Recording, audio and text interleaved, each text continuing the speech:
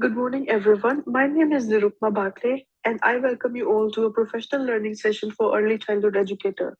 My topic for this presentation is enhancing teaching practices through assessment and teaching learning cycle.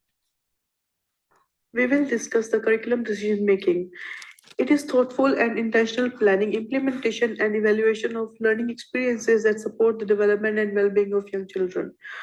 It involves educators making informed choices about what to teach, how to teach, and why based on their knowledge of children's individual strength, interests, and needs, family and community context, or pedagogical approaches, or it can be curriculum frameworks. What are the key aspects of curriculum decision making? Child centered approach, as decisions are based on observing and responding to each child's developmental need. Second is guided by EYLF version 2.0 to ensure curriculum decisions are intentional, responsive, and inclusive. Number three is collaborative process. Number four is ongoing cycle. And number five is reflective practice. We will discuss later in detail. I would like to briefly speak about the importance of effective curriculum decision making and how it contributes to each child's learning and development.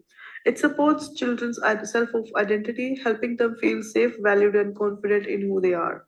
It strengthens their connection to community by building relationships with people, places, and cultural practices that matter to them. It promotes their well being, ensuring environment and routines support physical safety, emotional security, and resilience. It builds confidence as learners by providing engaging, challenging experiences. It enhances the effectiveness of communicators through rich opportunities for self expressions, whether through language, art, movement, or digital tools. Importance of assessment and planning in early childhood education. First one, it facilitates individualized learning by identifying and responding to each child's developmental need and by informing the design of learning experiences that are developmentally appropriate and personally meaningful. Second is it promotes holistic development by supporting children's physical, cognitive, social, emotional growth, also by ensuring the learning opportunities address development in an integrated manner. Number three is assessment also strengthens intentional teaching as it encourages educators to critically evaluate the effectiveness of their teaching and informs ongoing refinement of curriculum and pedagogical approaches. Number four, supports reflective practices. It guides educators in making purposeful and informed teaching decisions and enhances the ability to scaffold learning and extend children's thinking.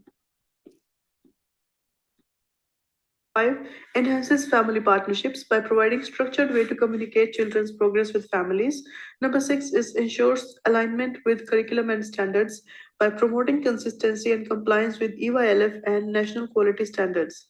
Number seven is by enabling early identification and intervention, it recognizing potential development concerns in timely manners and facilitates collaboration with families and allied professionals. Number eight is documents and celebrates learning progress by providing evidence of children's growth, support continuity of learning and smooth transitions. EYLF provides a clear vision focusing on children's belonging, being, and becoming. This framework outlines five key learning outcomes which help us plan, assess, and evaluate learning consistently across different settings. It encourages evidence informed and intentional teaching, grounded in current research and responsiveness to children's interests, strength, and cultural backgrounds. It also supports curriculum decision making, reflective practices, and inclusive teaching. It strengthens our partnership with families and communities and promote equity and diversity, including a strong focus on Aboriginal and Torres Strait Islanders perspectives. It also aligns with national quality standards and graduate teacher standards, helping us meet professional and regulatory expectations. As early childhood educators, assessment plays a key role in how we support children's learning and development. Under EYLF version 2.0, we use different types of assessment. The ongoing and consistent approach that we can use to document is formative assessment. It can be done daily by observing children carefully and reflecting critically. Some examples would be daily photographs, learning stories, and daily unofficial communications with parents. Then there is summative assessment that can be done on a monthly or weekly basis, such as transitioning, as to how well a child responds to transitioning every week according to teaching plan and how they adapt with other children or teaching practices. Diagnostic approach is done for evaluating any abnormality relating to child's behavior and or language efficiency. Continuing with further exploration of formative assessment as it is a part of our daily routine, through observation and interaction, we gather information that help us make intentional and responsive decisions. This supports the practice of ongoing assessment for learning and aligns with principles like high expectations and responsiveness to children. Summative assessments give us a clear picture of child's progress over time. It helps us reflect on their learning in relation to EYLF outcomes and strengthens our communications with family, supporting principles of partnership and effective transition. Diagnostic assessment helps us identify specific learning needs early. It supports inclusion, equity, and tailored planning, which reflects EYLF's commitment to respect for diversity and supporting each child's full potential. Next, we will talk about the teaching learning cycle. The first step is observe or to collect information. As educators, we begin by observing children closely, what they are doing, saying, or feeling. Second is analyze learning. We analyze what we have observed. This means identifying learning, linking it to EYLF outcomes, and making sense of how children are developing. Number three is plan. Based on our analysis, we plan experiences that are purposeful and responsive. We consider each child's current development interests and how they scaffold their learning. Number four is implement. We bring plans to life. Implementation means engaging with children through play, routine, and intentional teaching strategies. Number five is reflect or to evaluate. Finally, we reflect on what worked, what didn't, and why. This reflection process helps us grow as professionals and continuously improve our practice. As early childhood educators, our teaching practices must be grounded in EYLF outcomes, principles, and practices. This means our daily decisions are shaped by a strong commitment to belonging, being, and becoming. And by embedding intentional teaching, cultural responsiveness, collaboration with families, and deep understanding of each child's identity and learning journey. Linking the teaching learning cycle to EYLF version 2.0. The cycle we follow by observing, assessing, planning, and implementing and reflecting isn't separate from the framework. It brings EYLF to life. When we start by observing children, this links directly to EYLF's focus on knowing children well and responding to individual needs.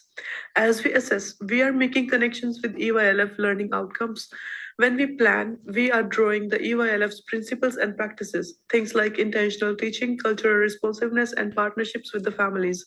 Then we implement. This is where our plans become practice that support children's well-being, communication, and confidence. Finally, we reflect. This ties directly to EYLF's emphasis on ongoing reflective practices. So everything we do in this teaching learning cycle is connected to EYLF.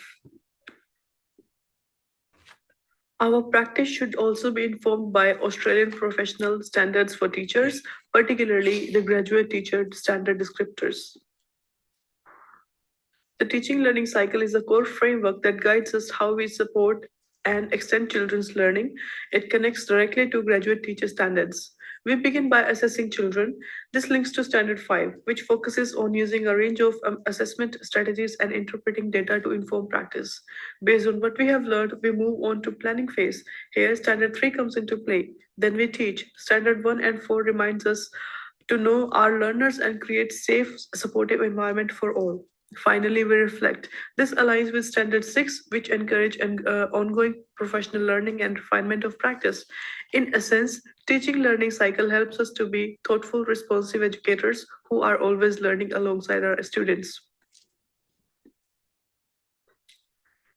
We also value family input and feedback, and they are the key partners in learning process. This feedback combined with assessment data informs our planning cycle, helping us review and refine learning experiences and activities to better support each child's growth.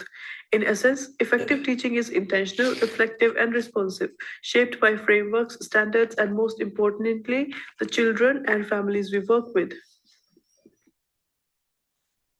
At last, I would like to wrap up by saying quality curriculum decision making in early childhood education begins with truly knowing the children in our care, their interest, cultural background, capabilities, and ways of engaging to the world.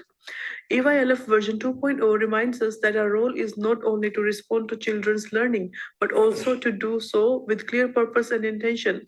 Effective planning happens when we closely observe children, reflect on what we see, and use that insight into creating meaningful learning opportunities. The planning cycle is most important when it's flexible and ongoing.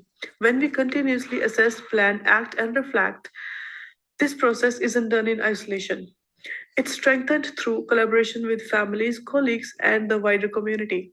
Ultimately, what makes curriculum planning effective is our ability to make informed, thoughtful decisions that are grounded in current theory, guided by the EYLF, and centered on each child's growth, well being, and agency. Thank you.